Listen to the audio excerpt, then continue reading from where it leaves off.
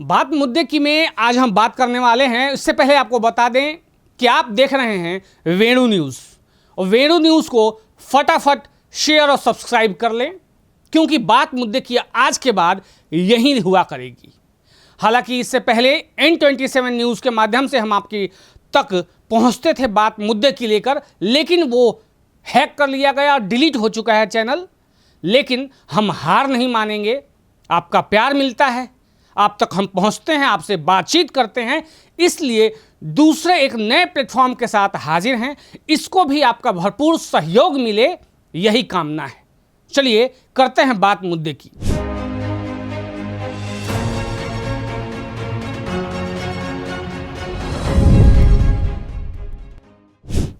अभी 2-3 दिन पहले एक अपने इंटरव्यू के दौरान रामभद्राचार्य जी ने प्रेमानंद जी महाराज को चैलेंज कर दिया और कहा कि वो मेरे पुत्रवत समान हैं और उन्हें मैं चैलेंज करता हूं कि वो एक लाइन संस्कृत भी नहीं बोल सकते।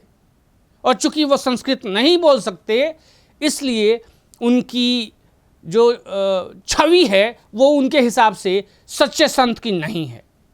इसके बाद बवाल हो गया, कई लोग इनके विरोध में, कई लोग इनके समर्थन में खड़े हो गए और ये श्रृंखला चलती गई।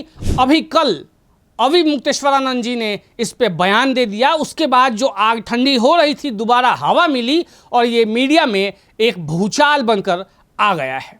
अब जितने संत हैं, जितने महामंडलेश्वर हैं, जितने आचार्य हैं, सब इस युद्ध में आ गए हैं। कुछ लोग प्रेमानंद जी महाराज के समर्थन में खड़े होकर भद्राचार्य जी को गलत बता रहे हैं, दंभी बता रहे हैं और उन्हें अपने ज्ञान पे घमंड होने की बात कह रहे हैं। कई लोग आरोप लगा रहे हैं कि खुद रामभद्राचार्य जी एक सच्चे जगत गुरु नहीं हैं। अब बहुत सारी चीज़ें सामने आ गई है और अवि मुक्तेश्वरानंद जी ने जो कहा कि इसके बाद ये चमगादड़ बनकर पैदा लेंगे, क्योंकि तुलसीदास जी ने कहा है कि जो जड़ यानी जो मूर्ख सबकी निंदा करते हैं वो अगले जन्म में चमगादड़ बनकर पैदा होते हैं। इसके कथन के बाद भूचाल आ गया, लोग दोबारा से इसमें एक्टिव हो गए और अभी हाल फिलहाल में उमा भारती जी एक टीवी शो में आई थी, वहाँ भी उन्हें घेरने की कोशिश की गई, लेकिन वो अपनी वाक्पटुता, अपने सुलझे विचार के माध्यम से उससे बचकर निकल गई। उन्होंने कहा कि संत जो है वो एक स्वभाव है, और जिस तरीके से भद्राचार्य जी ने प्रेमानंद जी को कहा, उन्होंने ये साफ कहा कि वो मेरे पुत्रवत समान हैं। तो एक पुत्र अपने बेटे को संस्कृत पढ़ने को कह रहा है, इसमें कुछ भी गलत नहीं है। हालांकि इसमें कई लोग अपनी प्रतिक्रिया ये भी दे रहे हैं, चूँकि भद्राचार्य जी ने ये कहा था कि जो संस्कृत नहीं बोल सकता वो आचार्य नहीं, और यही कहते कहते उन्होंने पुरी के शंकराचार्य निश्चलानंद जी के बारे में भी कहा कि उन्हें तो संस्कृत बोलने का अभ्यास भी नहीं है। उसके बाद एक और वीडियो वायरल हुआ जिसमें पुरी के शंकराचार्य निश्चलानंद जी कह रहे हैं कि कई लोग ये सोचते होंगे कि मैं संस्कृत नहीं बोलता, मैं टीवी पे आता हूँ या कहीं प्रवचन करता हूँ या कहीं सम्मेलन में अपने विचार रख रहा होता हूँ तो मैं हिंदी में विचार रखता हूँ, जबकि मैं संस्कृत के भाष्य पढ़ाता हूँ। दोनों चीज़ों को उन्हें अलग अलग कहा। ये पढ़ाने के समय संस्कृत और आम बोलचाल के समय हिंदी वो प्रयोग करते हैं।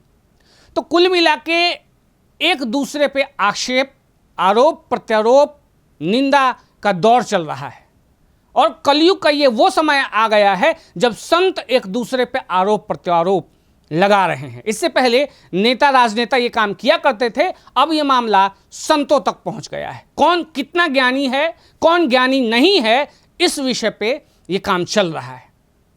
और अगर भद्राचार्य जी की इस बात को, इस तथ्य को देखा जाए कि जो संस्कृत नहीं बोल सकता वो संत नहीं, वो आचार्य नहीं, तो प्रभुपाद जी तो विदेशों में संस्कृत में हिंदू धर्म का प्रचार प्रसार नहीं कर रहे थे, वो तो इंग्लिश में कर रहे थे।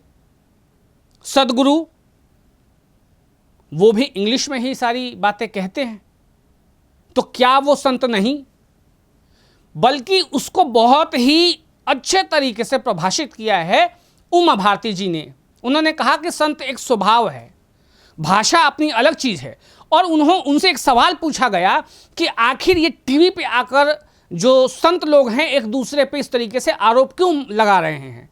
तो उन्होंने कहा कि इससे पहले शास्त्रार्थ का एक दौर था, शास्त्रार्थ हुआ करते थे, दो टीमें वाद और विवाद की बनती थी, विषयों पे चर्चाएं होती थी, फिर उसका निष्कर्ष निकलता था और उसके लिए जज और जूरी टाइप के भी लोग होते थे जो उसको कौन जीता, कौन सही है, कौन गलत है, उस पर विचार रखते थे, फाइनल अपना डिसीजन देते थे।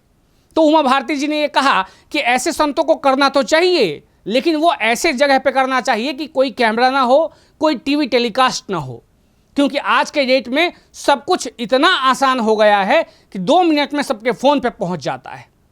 और ऐसे समय में चाहे वो भद्राचार्य जी हो, चाहे वो अविमुक्तेश्वरानंद जी हो, कोई भी हो, इस चीज़ से बचे।